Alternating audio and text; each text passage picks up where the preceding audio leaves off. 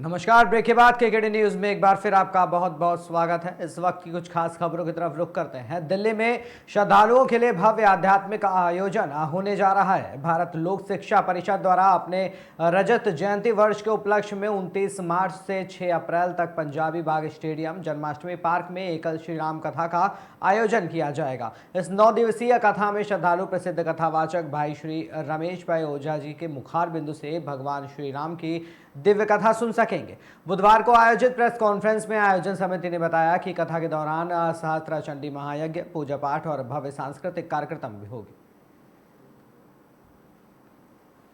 One यात्रा हमारे यहाँ कंपलसरी है कि जाके देखिए, उनकी क्वालिटी को देखिए, ताकि जो हमारे गांव है वो एक अच्छे शिक्षित बन सके, संस्कार युक्त बन सके। तो ये वन यात्रा भी हमारे यहाँ जरूरी होती है।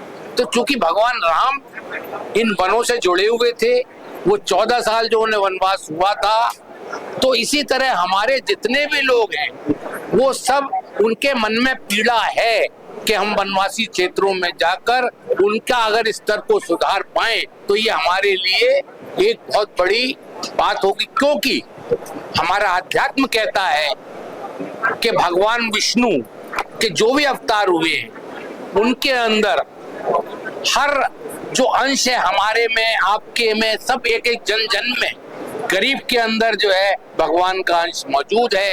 अगर हम उस गरीब की सेवा करते हैं, उस गांव वाले वनवासियों की सेवा करते हैं, इसका मतलब ये है हम ईश्वर की सेवा कर रहे हैं। इसी को आधार मानते हुए हम बजाय कि ईश्वर की डायरेक्ट पूजा करें, हम लोगों का ये बनता है कि हम गरीब लोगों के इस अभियान के द्वारा हम ये समझ के चलते हैं कि ये पूजा हो रही है, ईश्वर की पूजा हो रही है, क्योंकि जन जन के अंदर ईश्वर का वास है। तो इसलिए हम लोग जो है इस अभियान से जुड़े हैं और इसके लिए आगे कार्य कर रहे हैं। तो कथा क्या कर रहा है जी, तो उसका मेन कारण क्या है? हमारे जो श्याम जी गुप्ता मेंटर जो है, जिन्होंने कि आज एकल को इतना बड़ा पहुंचाया, वो ये कहते हैं हम राम जी की सेना है, हम राम जी की सेना बन के काम कर रहे हैं, हम मालिक नहीं है। और एकल जो सेना बन के काम कर रहा है, इसलिए राम कथा कर रहा है। और राम कौन थे? राम राजा थे, लेकिन जब गांव में गए और हनुमान जी से मिले और सुग्रीव से मिले और उन्होंने जो वनवासियों की सेना बनाई, तो उसके बाद राम जो है ना भगवान राम बन गए। इसी तरीके से जो नगर संगठन के लोग हैं वो जब गांव में जाते हैं, वन यात्रा करते हैं और वन से जुड़ते हैं, एकल विद्यालय चलाते हैं, तो वो गांव से जुड़ जाते हैं, तो वो राम जी के सेना के भागीदार बन जाते हैं। तो एकल के जो सेनानी है, चाहे वो नगर संगठन के हैं या ग्राम संगठन के, वो लोग राम जी की सेना है। और राम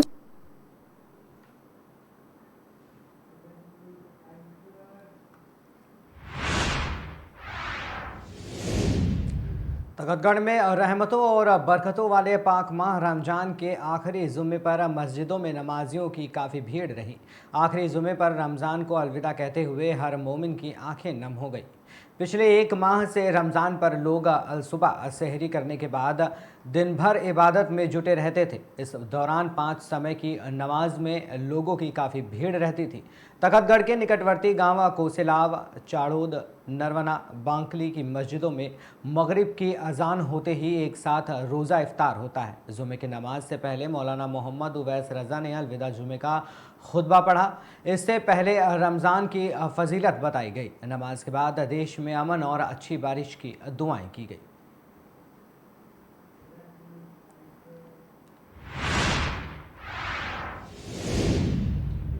जनपद फर्रुखाबाद पिछले कुछ समय से पंजाब सरकार केंद्र सरकार के साथ मिलकर किसानों की जायज़ मांगों के लिए चल रहे संघर्ष के खिलाफ पुलिस के जरिए दमन अभियान चला रही है। देश के संविधान के अनुसार देश के नागरिकों को अपनी जायज़ मांगों के लिए संघर्ष करने का मौलिक लोकतांत्रिक अधिकार प्राप्त है। लेकिन पिछले दिनों संयुक्त किसान मोर्चा द्वारा चंडीगढ़ में 5 मार्च से किए जाने वाले 7 दिवसीय धरने को तारपीड़ों कर पूरे प्रदेश को खुली जेल में तब्दील कर दिया गया। 19 मार्च को केंद्र सरकार की मंत्रियों से बातचीत कर लौट रहे किसान नेताओं को गिरफ्तार कर लिया गया। शंभू और खनौरी में बुलडोजर चलाकर किसानों के धरना स्थल को भी जबरन उठा लिया गया।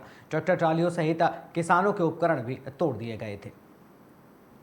सिंह यादव, राष्ट्रीय कोर कमेटी सदस्य। क्या मामला था, क्या क्या बंदी? ये ऐसा है, जो पंजाब सरकार और जो है केंद्र सरकार के द्वारा जो हमारे तमाम विरोधी पुलिस प्रशासन द्वारा जो हमारे वहाँ पे किसान संगठन के जो पदाधिकारी थे उनके साथ अपने अत्याचार हुआ, जिसको उठा के जेल में भेज दिया गया है। और काफ़ी लोगों की जो तोड़ फोड़ की गई। सामान्य मैं यही मांग करता हूँ कि हमारे जो बंद है भारतीय किसान यूनियन संयुक्त मोर्चा के जो भी पदाधिकारी हैं उन सभी को बाशर्ते एकदम रिहा किया जाए और जो शासन प्रशासन द्वारा जो तोड़ फोड़ की गई है उसकी भरपाई केंद्र सरकार के द्वारा कराई जाए।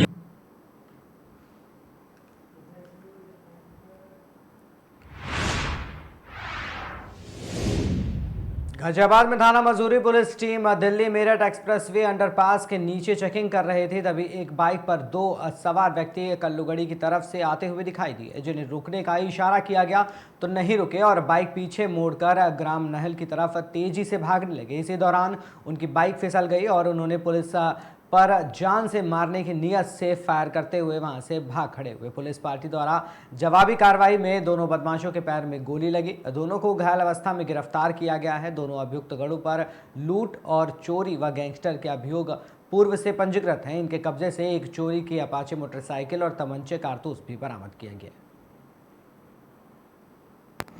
आज दिनांक 27/3/25 को थाना मसूरी पुलिस टीम द्वारा दिल्ली मेरठ एक्सप्रेसवे अंडरपास पर चेकिंग की जा रही थी। उसी समय एक बाइक पर दो व्यक्ति कल्लूगढ़ी की तरफ से आते हुए नजर आए, जिन्हें पुलिस टीम द्वारा चेकिंग के लिए रोका गया, परंतु रुकने की बजाय उन्होंने अपनी बाइक को पीछे मोड़ा और ग्राम नाहल की तरफ तेजी से भागने लगे। इसी बीच उनकी बाइक फिसल जाती है और पुलिस पार्टी पर जान से मारने की नीयत से वो फायर करते हैं।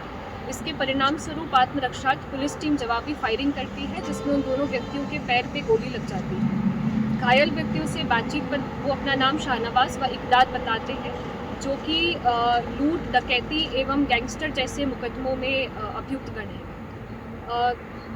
घायल व्यक्तियों को उपचार हेतु अस्पताल ले जाया जाता है एवं अभी अग्रिम वैधानिक कार्रवाई प्रचलित है। इन दोनों अभियुक्त गणों से एक चोरी की गई बाईसाइकिल, अपाचे मोटरसाइकिल एवं तमंचे और कारतूस बरामद हुए।